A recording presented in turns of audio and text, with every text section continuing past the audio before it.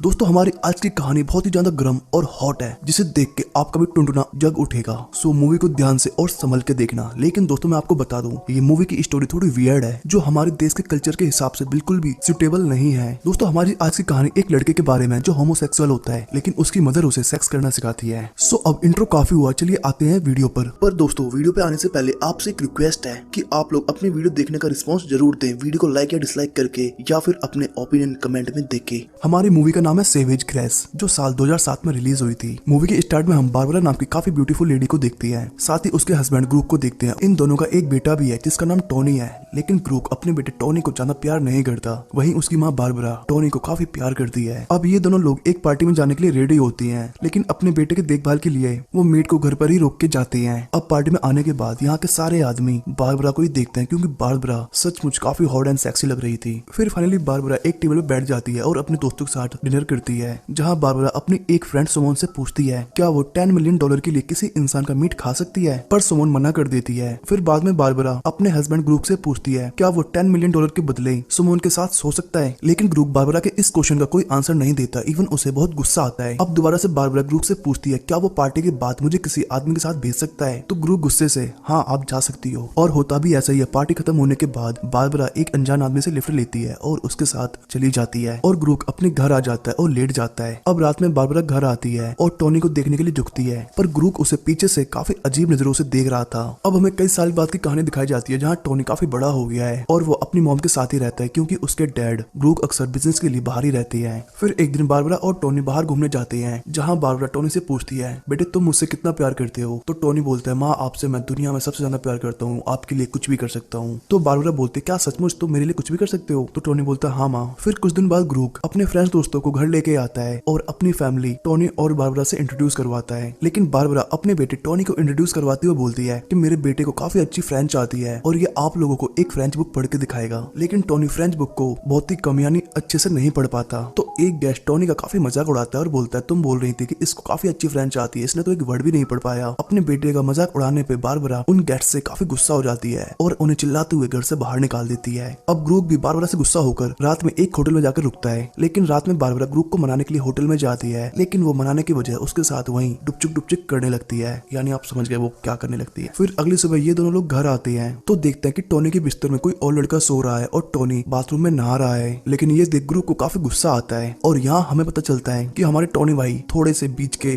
आदमी है, थोड़े क्या मतलब पूरे बीच के हैं। फिर हम कुछ सालों बाद का सीन देखते हैं, जहाँ टोनी अब बड़ा हो चुका है, मैच्योर हो चुका है, जो अपने दोस्त जैस के साथ एक बीच पे सुट्टा बार यानी एंजॉय कर रहा है और लड़कियों को ताड़ रहा है। फिर अगले दिन टोनी को उसे बीच पे ब्लैंका नाम की एक हॉट बंदी दिखाई देती है और ये दोनों लोग बात करते हैं और बात करते हुए वो टोनी के साथ काफी क्लोज हो जाती है। फिर अगले दिन वो ब्लैंका के बारे में अपने पेरेंट्स को बताता है, तो बारबरा सोचती कि फाइनली मेरा बेटा माचो मैन बन गया और वो भी अब पिचकारियों की धार मारेगा, और इसलिए बारबरा टोनी के इस कारनामे से काफी खुश होती है। वाह बेटा वाह, मौज कर दी। अब नेक्स्ट टोनी के पेरेंट्स ब्लैंका से मिलते हैं और उसे लेके पार्टी करने के लिए एक बार में जाती है, लेकिन पार्टी में ग्रुप ब्लैंका पर डोरे डालता है, यानी अपनी बेटी की गर्लफ्रेंड पर डोरे डालता है। जी हाँ। फिर रात को ये चारों लोग एक होटल में रुकते हैं, जहाँ टोनी और ब्लैंका एक ही रूम में सोते हैं, और रात को पहली बार टोनी बाइक किसी लड़की के साथ डुपचुक करता है, लेकिन थोड़ी देर में उनकी पिचकारी की दम निकल जाती है और वो ठंडे पड़ जाते हैं। फिर कुछ दिनों बाद हम बारबरा को देखते हैं, जो किसी काम से एयरपोर्ट पे गई थी, पर वहाँ वो ग्रूक को ब्लैंका के साथ देखती है। तब बारबरा समझ जाती है कि ग्रूक और ब्लैंका का चक्कर चल रहा है, और ये गर्म सीन देख के वो गुस्से से वहाँ से निकल जाती है, और गुस्से की वजह से वो एक टैक्सी ड्राइवर के साथ अपनी गुल्लक के छेद में पानी भरवाती है और शांत होती है। फिर घर आ जाती है, पर यहाँ आके वो अलग ही नजारे देखती है। वो देखती है कि उसका बेटा टोनी अपने दोस्त जैक के साथ पलंग तोड़ रहा है, और ये देख के उसे काफी गुस्सा आता है। फिर कुछ दिनों बाद वो अपने बेटे टोनी को ग्रूक की सच्चाई बता देती है कि ग्रूक और तुम्हारी गर्लफ्रेंड ब्लैंका का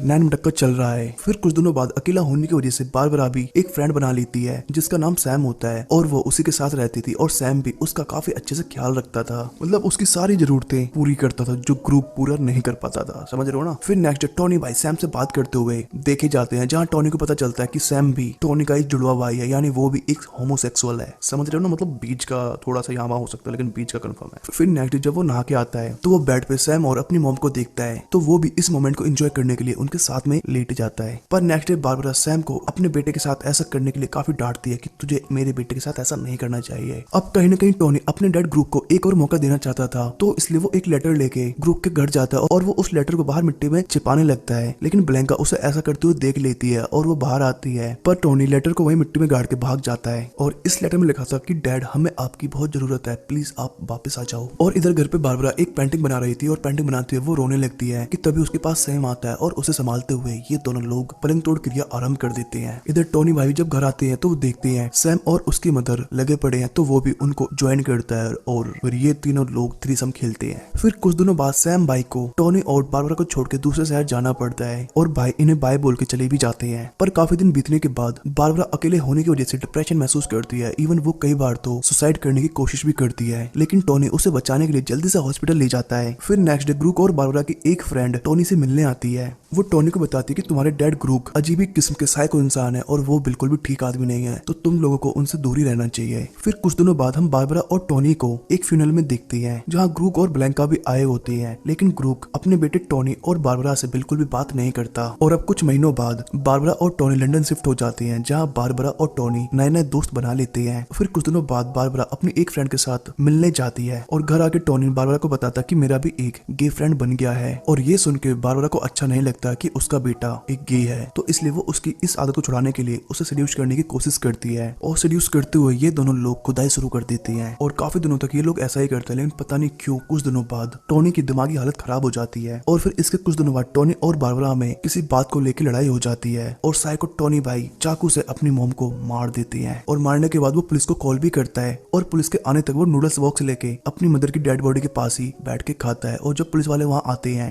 तो देखते हैं कि ये डेफिनेटली मेंटल हो चुका है और इसलिए पुलिस वाले उसे मेंटल हॉस्पिटल भेज देते हैं। लेकिन कुछ दिनों बाद हमें पता चलता है कि वहाँ टोनी ने सुसाइड कर लिया है और इस तरह इस मूवी का एंड हो जाता है। सो दोस्तों, देखा ना आपने हॉलीवुड के कल्चर्स और वहाँ की मूवीज, पता नहीं वहाँ के डायरेक्टर और प्रोड्यूसर्स क्या सोच के इस तरह की मूवीज बनाते होंगे। और वैसे भी दोस्तों, हर गलत चीज और नाजायज चीज का एंड गलत ही होता है और सच में हमारा इंडिया बहुत ज्यादा अच्छा और सेफ है इन चीजों को लेकर के। सो थैंक्स फॉर वॉचिंग दोस्तों।